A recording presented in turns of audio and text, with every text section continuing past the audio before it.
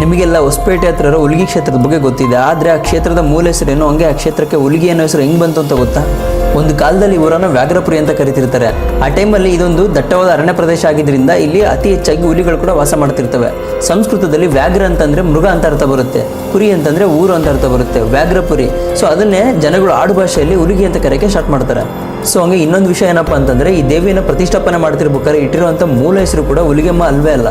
ಹೌದು, ಶಾಸ್ತ್ರೋಕ್ತವಾಗಿ ಈ ತಾಯಿಗಿಟ್ಟಿರೋ ಮೂಲ ಹೆಸರು ಬಂದು ಭ್ರಮರಾಂಬಿಕಾ ದೇವಿ ಅಂತ. ಸೊ ಸಂಸ್ಕೃತದಲ್ಲಿ ಭ್ರಮರ ಅಂತಂದರೆ ದುಷ್ಟ ಸಂಹಾರ ಮಾಡೋಕ್ಕೆ ದುಂಬಿ ರೂಪ ತಾಳಿರೋ ಶಕ್ತಿ ಸ್ವರೂಪಿಣಿ ಅಂತ ಅರ್ಥ ಬರುತ್ತೆ. ಸೌದತ್ತಿ ರೇಣುಕೈಲಮ್ಮನ ಭಕ್ತರಾದಂಥ ನಾಗಜೋಗಿ ಮತ್ತು ಬಸವಜೋಗಿ ಅನ್ನೋ ಇಬ್ಬರ ಭಕ್ತಿಗೆ ಒಲಿದು ತಾಯಿ ಇಲ್ಲಿ ಬಂದು ನೆಲೆಸಿರ್ತಾಳೆ. ಸೊ ಊರಿನ ಹೆಸರು ಹುಲಿಗಿ ಅಂತ ಬದಲಾದ ಮೇಲೆ ಸೊ ಹುಲಿಗೆಯಮ್ಮ ಅಂತಾನೆ ತಾಯಿ ಜಗತ್ ಪ್ರಸಿದ್ಧಿ ಆಗ್ತಾಳೆ. ಶಾಸ್ತ್ರಗಳಲ್ಲಿ ಆ ತಾಯಿ ಹೆಸರು ಭ್ರಮರಾಂಬಿಕೆ ಆಗಿದ್ರು ಕೂಡ ಆ ತಾಯಿ ಭಕ್ತರ ಪಾಲಿಗೆ ಹುಲಿಗೆಮ್ಮ ಆಗಿನೇ ದರ್ಶನ ನೀಡ್ತಿದ್ದಾಳೆ. ಸೊ ಇನ್ಫಾರ್ಮೇಷನ್ ನಿಮಗೆ ಮುಂಚೆನೇ ಗೊತ್ತಿದ್ರೆ ಕಮೆಂಟ್ ಮಾಡಿ ತಿಳಿಸಿ. ಹಂಗೆ ಈ ವಿಡಿಯೋನ ನಿಮ್ಮ ಫ್ರೆಂಡ್ಸ್ ಆ್ಯಂಡ್ ಫ್ಯಾಮಿಲಿಗೆ ಕೂಡ ಶೇರ್ ಮಾಡಿ, ಅವ್ರಿಗೂ ಕೂಡ ಈ ವಿಷಯ ಗೊತ್ತಾಗಲಿ.